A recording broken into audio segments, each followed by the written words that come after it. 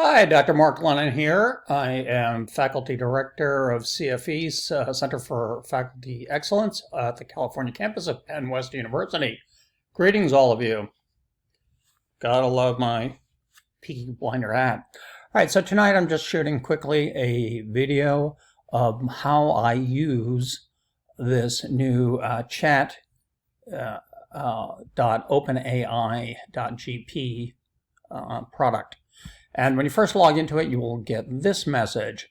It's a free research preview. It'll tell you that their goal is to get external feedback, so I guess I'll start giving them feedback. Occasionally, they do put safeguards in place, may occasionally generate incorrect or misleading information, and produce offensive or biased comments. And it is not intended to give advice. That's very true. I haven't tried it on those ends, but one thing I did try, I researched central bank digital currencies, blockchain, things like that.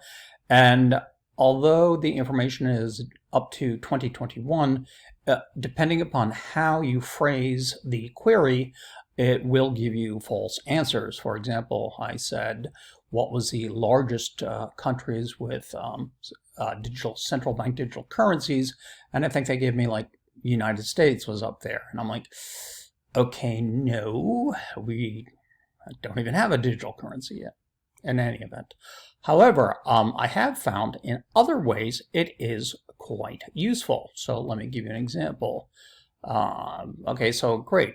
They're going to review these lessons, or rather, lessons. Please don't share any sensitive information in your conversation. Yeah, I always just anonymize this. I wrote some thank you letters to some people, and I was a Dear Smith, thank you, Jones kind of deal. Okay.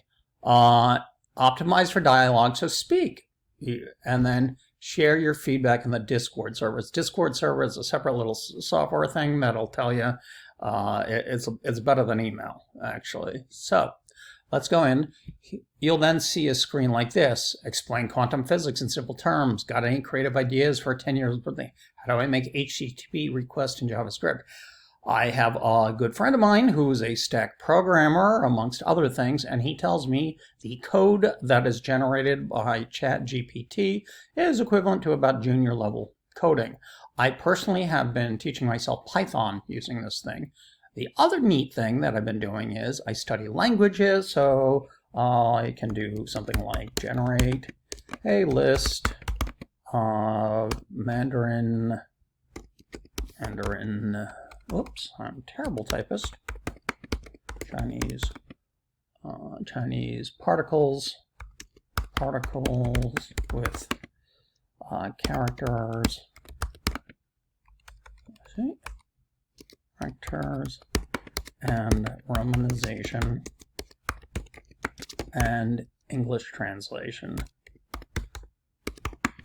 So notice I repeated use of the word and. Yeah, it's a search box. What do you want?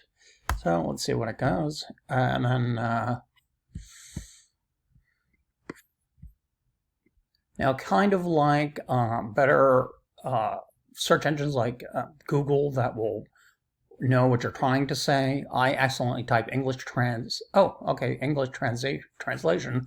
Notice I said English transition here, so I knew I was screwing up there. So here's a series of them, right? You can also go regenerate response and hang in there and get you some more. Possessive, indicating a passive voice. It's not bad. Okay. One of the things that will warn you, though, is that you need to speak to a native speaker, my wife in this case. And in addition, use of idioms is quite common in Chinese, but be careful of the meaning of those idioms. What I'm using for this project is Can ChatGPT Talk to Me? An exploratory study of using AI to teach foreign language and grammar. It's pretty neat.